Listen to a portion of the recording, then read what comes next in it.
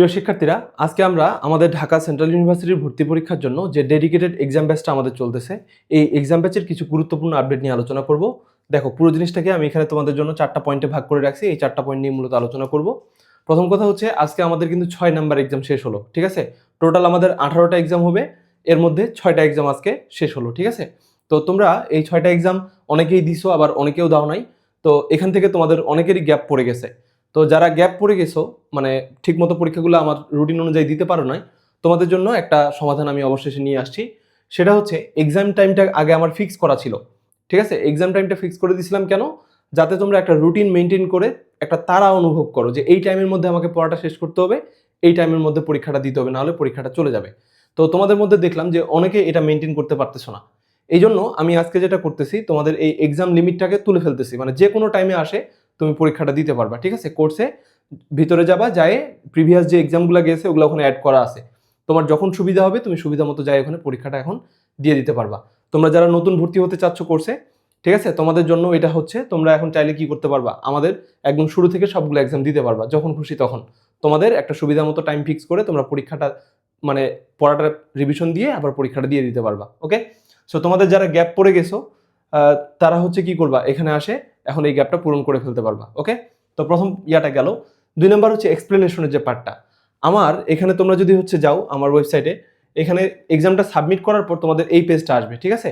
এই পেজটা আসার পর তোমরা এই এক্সপ্লেনেশনগুলো চেক করবা। এই এক্সপ্লেনেশনের প্রতিটা প্রশ্ন বইয়ের যেই পাতা থেকে হয়েছে ওই পাতাটার ছবি আমি অ্যাড করে দিছি, ঠিক আছে? তো তোমরা যেটা করবা, এই প্রশ্নটার এক্সপ্লেনেশনটা একদম মূল বইয়ের রেফারেন্স থেকে পড়ে নিবা। সাথে সাথে ওই জায়গাটাতে যদি আরও কোনো ইম্পর্টেন্ট লাইন দাগানো থাকে, চেষ্টা করবা ওগুলো একটু চোখ বুলাই নেওয়ার। তো আমি প্রথম দিকে তোমাদের হচ্ছে ভিডিও সলিউশন দিব এটা ভাবছিলাম, বাট এটা দেওয়া সম্ভব হচ্ছে না। কারণ হচ্ছে তোমাদের অনেকেই পরীক্ষাগুলো দাও নাই। সো আমি যদি এগুলো সলিউশন ইউটিউবে বা হচ্ছে আমার ওয়েবসাইটের কোর্সে আপলোড করে দিই, তোমরা দেখে ফেললে আর এক্সামটা হচ্ছে বাকিদের সাথে ইনজাস্টিস করা হবে, ঠিক আছে? তো তোমরা হচ্ছে এই ভিডিও সলিউশনটা আর পাচ্ছ না। তোমরা এখানে এই এক্সপ্লেনেশনের পার্টটা থেকে প্রশ্নের এক্সপ্লেনেশনগুলো পেয়ে যাবা, ওখান থেকে দেখে নিবা, ঠিক আছে? এইটা তোমরা যখন খুশি তখন, যেখানে মানে যে কোনো সময় তোমরা এটা দেখতে পারবা। যারা এক্সামগুলো দিয়ে ফেলছো তারা কি করবা, দেখো, এই যে ওয়েবসাইটে আসবা, আসার পরে এই যে তোমাদের প্রোফাইলে যাবা। প্রোফাইলে গেলে এখানে দেখবা যে পার্টিসিপেটেড এক্সাম নামে একটা সেকশন দেখাবে। এখানে গেলে তোমরা কিন্তু কোশ্চেনটা দেখতে পারবা, ঠিক আছে? এক্সামগুলো যেগুলো অলরেডি দিয়ে ফেলছো। আচ্ছা, আসো এরপরে হচ্ছে গিফট আর ফ্রি অ্যাক্সেসের ব্যাপারে। তোমরা যারা অলরেডি আমার কোর্সে ভর্তি হয়ে আসো, মানে মেইন কোর্সটাতে 500 টাকা দিয়ে যে কোর্সটাতে ভর্তি হয়েছো, তাদের জন্য কিন্তু এই এক্সাম ব্যাচটা একদম ফুল ফ্রি। তো তোমরা আমাকে, যারা এখনো মানে যুক্ত হওনি, তোমরা আমাকে হোয়াটসঅ্যাপে নক করো, আমি তোমাকে এই ভিডিওটার, মানে এই কোর্সটার অ্যাক্সেস ফ্রিতে দিয়ে দিব, ঠিক আছে? পাশাপাশি আমি চিন্তা করছিলাম, তোমরা যারা পরীক্ষাগুলো রেগুলার দিবা প্লাস হচ্ছে একটা ভালো মার্কস নিয়ে আসবা, তোমাদের জন্য একটা গিফট দেওয়ার চেষ্টা করবো সবার শেষে, ঠিক আছে? তো তোমরা যেহেতু এক্সামগুলো ঠিক মতো মানে সবগুলা রেগুলারলি দিতে পারতেছো না, অনেকেরই গ্যাপ হয়ে গেছে, সো এইটা আমি হচ্ছে তুলে ফেললাম। সবগুলো এক্সাম তোমরা এখন যখন খুশি তখন দিতে পারবা। আমি মানে চেক করবো যে তুমি সবগুলো এক্সাম দিছো কিনা, ঠিক আছে? শুধু এটাই চেক করবো, যখন খুশি তখন দাও, বাট সবগুলো এক্সাম দিতে হবে। দ্বিতীয়ত হচ্ছে, লাস্টের যে 2টা এক্সাম নিব আমি একদম তোমাদের ভর্তি পরীক্ষার আদলে, ওই 2টা এক্সামের উপর বেস করে তোমাদেরকে গিফটটা দেওয়ার চেষ্টা করবো, ঠিক আছে? তো তোমরা যেটা করবা, এখন যারা এক্সামগুলো দাও নাই সেগুলোও দিবা, কারণ ওইখানকার মার্কসটাও কিন্তু লাস্টের দিকে ম্যাটার করবে। 1 নাম্বার হচ্ছে তোমরা সবগুলো এক্সাম দিছো কিনা, প্লাস ওই এক্সামগুলোতে কেমন মার্কস পাইছো, ঠিক আছে? তবে এক্সামগুলো তোমরা একবারই দিতে পারবা, একবারের বেশি কিন্তু দিতে পারবা না। তো অবশ্যই তোমরা এক্সামগুলো সবগুলো দিবা, যখন খুশি তখন দাও, তবে সবগুলা দিবা, প্লাস এখানে একটা ভালো মার্কস তোলার চেষ্টা করবা, ঠিক আছে? পড়াশোনা করে পরীক্ষাগুলো দিবা। তাহলে আমি ওই গিফটটা এখনো রিভিল করতেছি না, লাস্টের দিকে যে পরীক্ষা 2টা হবে ওই 2টা পরীক্ষার উপর বেস করে আমি তোমাদেরকে গিফটটা দেওয়ার চেষ্টা করব, ঠিক আছে? তো এগুলো ছিল আমাদের কোর্স সম্পর্কিত কথা। তোমরা যারা এখনো পরীক্ষাগুলো দিচ্ছ না, ঠিক আছে, তোমরা আমাকে হোয়াটসঅ্যাপে নক দিবা, তোমাদের কি সমস্যা এটা আমার সাথে একটু ডিসকাস করবা, ঠিক আছে?